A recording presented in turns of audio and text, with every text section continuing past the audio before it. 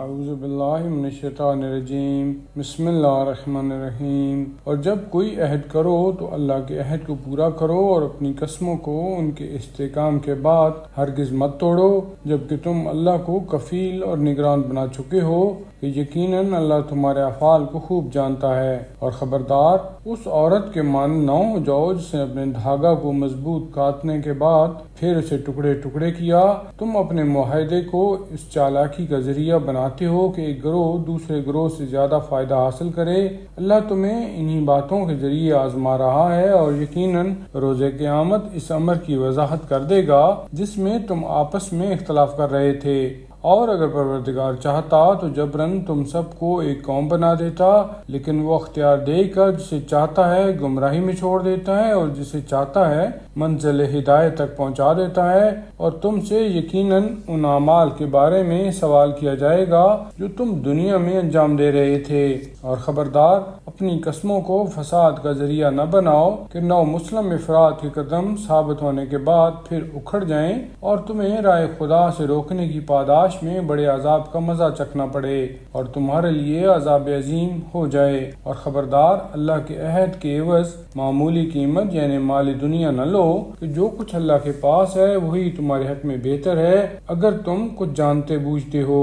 جو کچھ تمہارے پاس ہے وہ سب خرچ ہو جائے گا اور جو کچھ اللہ کے پاس ہے وہی باقی رہنے والا ہے۔ اور ہم یقیناً صبر کرنے والوں کو ان کے اعمال سے بہتر جزا عطا کریں گے۔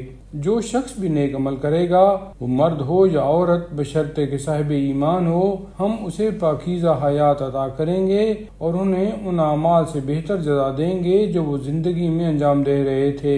لہذا جب آپ قرآن پڑھیں تو شیطان رجیم کے مقابلہ کے لیے اللہ سے پناہ طلب کریں۔ شیطان ہرگز ان لوگوں پر غلبہ نہیں پا سکتا جو صاحبان ایمان ہیں اور جن کا اللہ پر توکل اور اعتماد ہے۔ اس کا غلبہ صرف ان لوگوں پر ہوتا ہے جو اسے سرپرست بناتے ہیں اور اللہ کے بارے میں شرک کرنے والے ہیں۔ اور ہم جب ایک آیت کی جگہ پر دوسری آیت تبدیل کرتے ہیں تو اگرچہ خدا خوب جانتا ہے کہ وہ کیا نازل کر رہا ہے، لیکن یہ لوگ یہی کہتے ہیں کہ محمد تم افترا کرنے والے ہو، حالانکہ ان کی اکثریت کچھ نہیں جانتی ہے۔ تو آپ کہہ دیجئے کہ اس قرآن کو روح القدس جبرائیل نے تمہارے پروردگار کی طرف سے حق کے ساتھ نازل کیا ہے تاکہ صاحبان ایمان کو ثبات و استقلال عطا کرے، اور یہ اطاعت گزاروں کے لیے ایک ہدایت اور بشارت ہے۔ اور ہم خوب جانتے ہیں کہ یہ مشرکین یہ کہتے ہیں کہ انہیں کوئی انسان اس قرآن کی تعلیم دے رہا ہے، حالانکہ جس کی طرف یہ نسبت دیتے ہیں وہ اجمی ہے اور یہ زبان عربی واضح و فصیح ہے۔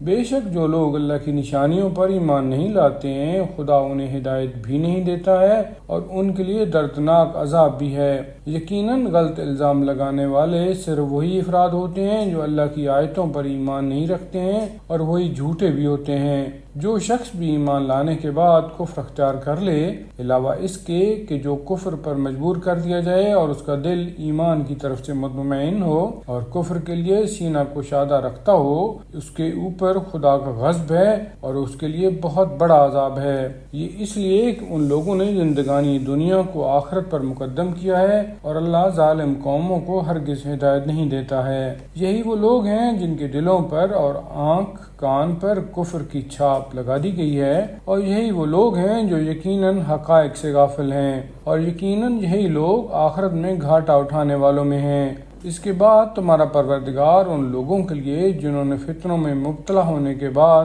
ہجرت کی ہے اور پھر جہاد بھی کیا ہے اور صبر سے بھی کام لیا ہے، یقیناً تمہارا پروردگار بہت زیادہ بخشنے والا اور مہربان ہے۔ قیامت کا دن وہ دن ہوگا جب ہر انسان اپنے نفس کی طرف سے دفاع کرنے کے لیے حاضر ہوگا اور نفس کو اس کے عمل کا پورا بدلہ دیا جائے گا اور کسی پر کوئی ظلم نہیں کیا جائے گا۔